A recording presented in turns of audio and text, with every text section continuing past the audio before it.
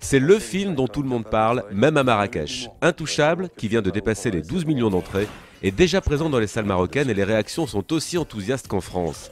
Intouchable, c'est une histoire basée sur la vie de Philippe Pozzo di Borgo, tétraplégique depuis un accident de parapente en 1993. Il vit à Essaouira avec sa femme et ses enfants, mais il vient souvent à Marrakech. Son histoire est en train de devenir un succès historique, ce qui le rend très heureux. Ouais, moi j'applaudis dès demain, hein. Qu'est-ce que vous voulez que je vous dise? Je ne suis pas un spécialiste, donc j'ai du mal à interpréter ce succès, si ce n'est que ça correspond à quelque chose chez le public. Vous dites que ce qui est important dans Intouchable, c'est surtout le S à la fin, parce que ce S évoque la solidarité. Oui, oui.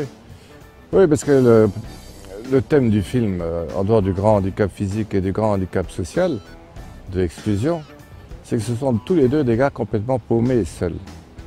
Et je crois que beaucoup de gens dans notre société se sentent seuls.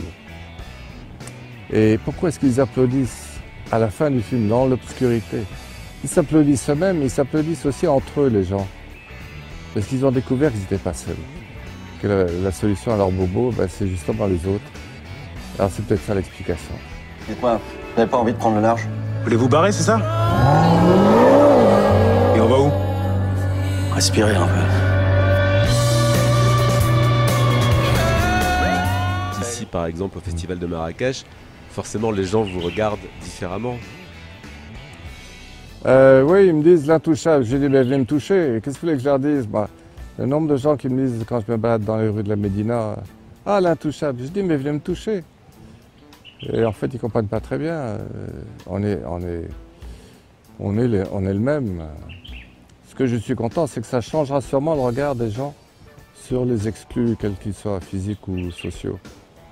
Et peut-être un petit peu plus d'humanité dans la manière de voir les gens. J'ai beaucoup de mails, je reçois des centaines de mails par jour.